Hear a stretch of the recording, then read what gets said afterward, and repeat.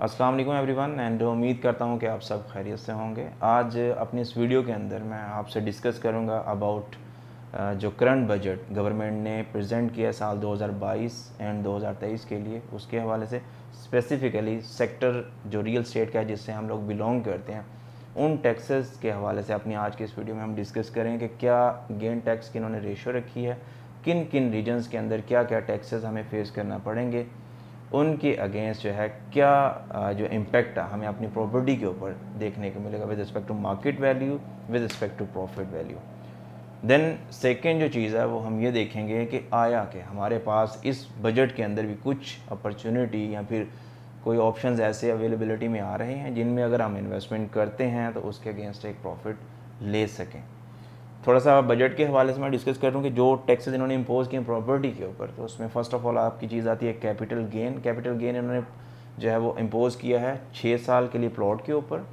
4 साल के लिए इन्होंने कर दिया है घर के ऊपर, एंड अपार्टमेंट के ऊपर इन्होंने किया है 2 साल के लिए।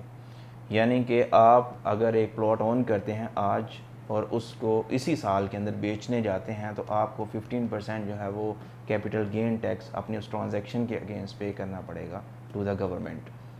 विद इन 6 ईयर आपका ये टैक्स डिक्रीज़ होता है टिल, या फॉर एग्जांपल अगर आप छठे साल के अंदर जाके अपनी उस प्रॉपर्टी को बेचते हैं तो आपको 2.5% जो है वो कैपिटल गेन टैक्स अपनी उस प्रॉपर्टी के अगेंस्ट पे करना पड़ेगा to the government. 7th year के अंदर आके आपको ये प्रॉपर एलिमिनेट हो जाता है। इसी तरह से घर की जो ट्रांजेक्शन है उसमें भी अगर आप फर्स्ट ईयर में जाके करेंगे ट्रांजेक्ट तो आपको 15% पे करना पड़ेगा। Then with the passage of time जो है ईच ईयर आप जो है तकरीबन 3.5% के हिसाब से वो डिक्रीज़ करते जाएंगे और इसी के अकॉर्डिंग टू ये टैक्स आपका जो है 4th ईयर के बाद जाके एलिमिनेट हो जाएगा। आपको कोई भी किसी भी किस्म का कैपिटल गेन टैक्स उसके ऊपर पे नहीं करना पड़ेगा। अपार्टमेंट के अंदर भी सेम इसी तरह से है कि आप अगर with in the first year बेचते हैं तो 15% है, देन नेक्स्ट ईयर आपका 8%, और उसके बाद अगर आप अपना अपार्टमेंट बेचने जाते हैं तो आपको उसके ऊपर कोई भी किसी भी किस्म का टैक्स पे नहीं करना पड़ेगा। बेसिकली जो ब्रीफिंग दी थी इन्होंने अपने उस प्रेस कॉन्फ्रेंस के अंदर, वो इस चीज़ को कह लें कि अप्रिशिएट करना चाह रहे थे कि हम लोग बेसिकली लैंड रिजर्व्स को बढ़ाना चाह रहे हैं, जिसमें आजकल जिस तरह से हम देख रहे हैं कि सोसाइटीज़ डेली टू डेली कोई ना कोई नई सोसाइटी हमें देखने को मिल रही है डिफरेंट रीजन्स के अंदर, डिफरेंट इलाकों के अंदर, या डिफरेंट जो नियर अबाउट लाहौर के स्पेसिफिकली देखें तो सोसाइटीज़ हमें काफ़ी ज़्यादा नई बनती हुई देखने को मिल रही हैं। तो इस चीज़ को वो थोड़ा सा डिक्रीज़ करना चाह रहे हैं और लैंड रिजर्व्स अपने जो है वो बढ़ाना चाह रही है गवर्नमेंट। बट इसका इम्पैक्ट जो है आप देखा जाए तो वो आपकी ऑन ग्राउंड प्रॉपर्टी के ऊपर बहुत ज़्यादा देखने को मिल रहा है। नेक्स्ट चीज़ आपकी प्रॉपर्टी टैक्स के पर एनम जो आपको प्रॉपर्टी टैक्स पे करना पड़ेगा वो किस तरह से है और क्या उसका इन्होंने एक स्केड्यूल बना के हम लोग के सामने रखा। फॉर एग्जांपल उसमें उन्होंने एग्जांपल दी थी कि आपके पास 2 प्रॉपर्टीज़ हैं, टोटल वैल्यू उनकी बनती है 5 करोड़, 50 मिलियन की आपकी प्रॉपर्टी है, तो उसमें से जो 25 मिलियन की अमाउंट है 25 करोड़ वो आपके उसमें से एलिमिनेट हो जाएगी। जो बाकी की अमाउंट है 2.5 करोड़ रुपया की जो प्रॉपर्टी है आपकी, उसके ऊपर आपको टैक्स इम्पोज किया जाएगा। देन उसके बाद जो सेकेंड चीज़ थी कि आपका जो टैक्स कैलकुलेटर है वो किस चीज़ के ऊपर बेस कर रहा है। इसमें उन्होंने कहा था कि हम फॉर एग्जांपल एक एज्यूम कर रहे थे कि प्रॉपर्टी है उसकी टोटल वैल्यू आ रही है 1 करोड़ रुपया एज़ पर FBR वैल्यूएशन के, यानी कि जो भी FBR का रेट है मामला उसके अकॉर्डिंगली उस प्रॉपर्टी की वैल्यू 1 करोड़ रुपया आ रही है, तो उसमें से 5 लाख रुपया वो ईयरली डीम कर लेते हैं कि उसके ऊपर हमें रेंटल वैल्यू आएगी।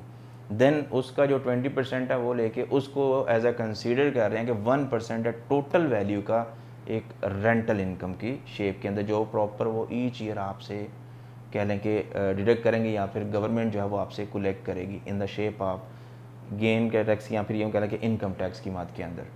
सेम इसी तरह से आप अगर फॉर एग्जांपल अपनी प्रॉपर्टी बाय करना जा रहे हैं या फिर किसी भी ऐसे रीजन के अंदर ट्रांजैक्शन करने जा रहे हैं जहाँ पर सभी अप्रूवल्स एग्जिस्ट करते हैं गवर्नमेंट बॉडी से या अप्रूव्ड एरिया के अंदर, आप अगर फाइलर हैं तो आपको जो एक टाइम पे टैक्स या फिर प्रीवियसली इससे पहले 1% पे करना पड़ता था, आज आपको वही टैक्स जो है वो 2% के हिसाब से पे करना पड़ेगा, इनकम टैक्स आपका स्पेशली। देन उसके बाद आप अगर नॉन फाइलर हैं और आप किसी अप्रूव्ड एरिया के अंदर प्रॉपर्टी बाय करने जाते हैं तो आपका टैक्स जो है वो बढ़ा के इस गवर्नमेंट ने कर दिया 5% तक। बेसिकली क्या कह रहे हैं कि इनका एक कंसर्न ये है कि हमारी जो एक बड़ा कैपिटल है या अमाउंट ऑफ मनी है वो स्टक हो रही है एक नॉन प्रोडक्टिव सेक्टर के अंदर। बेसिकली वो कंसिडर करते हैं कि आपका जो रियल स्टेट सेक्टर है वो नॉन प्रोडक्टिव है, बट इनडायरेक्टली अगर हम देखें तो इसके अंदर काफ़ी ज़्यादा आपके सब सेक्टर हैं जो इंजेक्टेड हैं, जहाँ से आपको एक अच्छा खासा रिसोर्स ऑफ इनकम देखने को मिलता है, जिसमें आपकी लेबर आ जाती है, आपके पास सीमेंट इंडस्ट्री, आपके पास कह लें कि स्टील इंडस्ट्री है। स्टील इंडस्ट्री के अलावा जो डिफरेंट और भी छोटे छोटे सेक्टर हैं जैसे सैनिटरी है, जितनी भी आपकी चीज़ें हैं ये सारी की सारी आपकी लिंक कर रही हैं इसी प्रॉपर रियल स्टेट सेक्टर से। जब इन चीज़ों को ये हिट करेंगे तो ऑटोमेटिकली डे एंड पे या फिर एट द एंड आपको जो इम्पैक्ट मिल रहा है वो बिल्कुल एक गरीब के ऊपर मिल रहा है, जिसका इन्होंने कहा भी है कि इसके अंदर कि हम इस बजट में गरीब के ऊपर कोई भी किसी किस्म का टैक्स नहीं लगा रहे। बट इनडायरेक्टली देखा जाए तो जब उसका सोर्स ऑफ इनकम ही आप एलिमिनेट कर रहे हो तो हाउ इज़ इट पॉसिबल कि वो इस चीज़ के ऊपर सर्वाइव कर पाएगा। देन उसके बाद जो चीज़ है हमारे पास कि हम जो भी चीज़ फॉर एग्जांपल इस टैक्स के अंदर लेते हैं तो उसमें नो डाउट ये चीज़ अंडरस्टूड है कि आपकी प्रॉपर्टी के ऊपर टैक्स आपको पड़ेगा और आपको उसके डिक्लेरेशन के ऊपर जो भी अमाउंट है उसके अकॉर्डिंगली आपको टैक्स पे करना पड़ेगा। और इस चीज़ से क्या होगा, आपका सेक्टर डिस्करेज हो रहा है, आपकी इन्वेस्टमेंट्स रुकेंगी, लोगों के जो है टुवर्ड्स इन्वेस्टमेंट विद इन आप रियल स्टेट सेक्टर में भी स्टॉप हो जाए और लोग ज़्यादा प्रेफर करें अपने पैसे को होल्ड करना बैंक के अंदर। तो उसमें जो चीज़ है वो मैं ये आपसे डिस्कस करना चाहूँगा कि थोड़ा सा ऑप्टिमिस्टिकली इस चीज़ को लेके चलें, क्योंकि आपके पास और भी ऑप्शंस हैं। इसमें जो चीज़ें एग्जाम्प्ट हो रही हैं वो ये कि आप अगर कोई भी प्रॉपर्टी कोई भी चीज़ ऑन इंस्टॉलमेंट ऑन करते हैं तो उसमें आपको किसी भी किस्म का टैक्स नहीं देना पड़ रहा। फॉर एग्जाम्पल इस तरह से इस वक्त जिस तरह से डिफरेंट सोसाइटीज़ हैं जो ऑफर करें, जो ऑथेंटिक नेम है, मैं ये नहीं कहूँ कि हर सोसाइटी के अंदर आप जाके इन्वेस्टमेंट करें,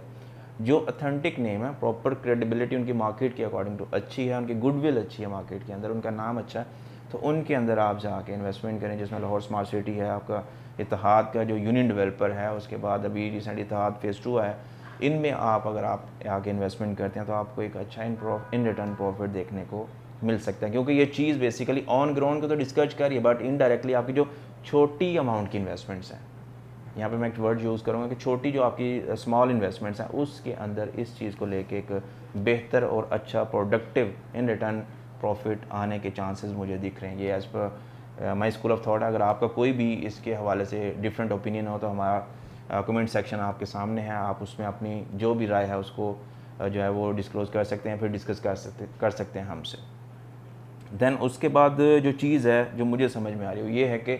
आपके पास जिस तरह से इंस्टॉलमेंट के अंदर इन्वेस्टमेंट है, फर्दर ऑन इसमें यह भी है कि आप कोई भी प्रॉपर्टी फॉर एग्जांपल लेते हैं,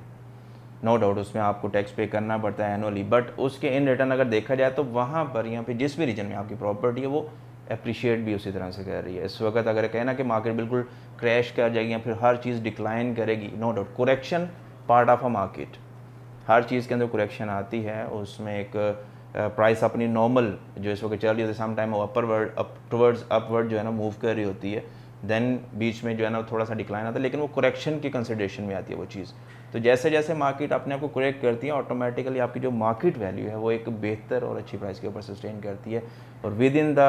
4 to 5 ईयर्स जब आप अपनी प्रॉपर्टी को होल्ड करते हो तो ऑटोमेटिकली जिस हिसाब से आप उस पर टैक्स पे करें और उसी के अगेंस्ट आपको उसके अंदर एक अप्रिसिएशन या फिर गेन ऑफ अ प्रॉफिट या gain of a value of a property वो भी उसी हिसाब से देखने को मिलता है। जिसमें मैं एज एग्जांपल ले लेता हूँ बैरियर टाउन को कि एक जो प्लॉट आपका आज या फिर आज से तकरीबन 3 माह पहले 1 करोड़ 10 लाख रुपए का था, आज आपका वही प्लॉट जो है 1 करोड़ 15, 1 करोड़ 18, 1 करोड़ 20 लाख की प्राइस के अंदर हमें देखने को मिल रहा है। तो ये चीज़ भी इम्पैक्ट देती है कि अगर हम फॉर एग्जांपल एक प्रॉपर्टी अगेंस्ट टैक्स पे कर रहे हैं लेकिन उसके अगेंस्ट देखा जाए तो एक प्रॉफिटेबिलिटी रेशो भी हमारे पास बेहतर, मैं ये नहीं कहूँगा बहुत बड़ी, एक बेहतर अमाउंट ऑफ प्रॉफिट भी हमें इसके अंदर देखने को मिल रहा है। मज़ीद ये कि अगर आप ओवरसीज़ हैं, आप पाकिस्तान से बिलोंग करते हैं और आपकी कुछ प्रॉपर्टी है जो आप कह लें कि जहाँ पर रिहाइश पसंद है जिस भी कंट्री के अंदर वहाँ पर आप उसको ऑन कर रहे हैं तो आपको उसके ऊपर भी 1% टैक्स जो है वो देना पड़ेगा। अगर आप वहाँ पर पे करें टैक्स तो वो फिर आपका टैक्स जो भी आपने वहाँ पे प्रेजेंट किया होगा डॉक्यूमेंट वो आप इधर प्रेजेंट करेंगे तो ऑटोमेटिकली आपकी वो चीज़ एलिमिनेट हो जाएगी, वो जो आपका प्रोजेक्ट जो भी आपका टैक्स है इधर वो आपको रिडीम कर देंगे, यानी कि वापस कर दीजिएगा आपको। ये एक चंद एक पॉइंट थे मेरे जहन में, मैंने चाहा मेरा दिल था कि मैं आपसे डिस्कस करूँ। होप्स हो कि अपने इस वीडियो के अंदर मैं मैक्सिमम चीज़ें अबाउट दिस कंसर्न जो है डिस्कस कर सका हूँ। मज़ीद आपका कोई भी कंसर्न क्यों या फिर सवाल हो तो आप स्क्रीन पर दिए गए नंबर के थ्रू मेरे से कांटेक्ट करके डिस्कस कर सकते हैं। चैनल पर नए हैं तो चैनल को सब्सक्राइब कीजिए, वीडियो अच्छी लगे तो लाइक कीजिए। जानने वालों के साथ ज़रूर शेयर कीजिएगा। बेल नोटिफिकेशन को लाजमी दबाइएगा ताकि आने वाली हमारी कोई भी वीडियो आप मिस न कर सकें। खुश रहें, आबाद रहें। दोबारा हाज़िर होंगे, तब तक के लिए अल्लाह हाफ़िज़।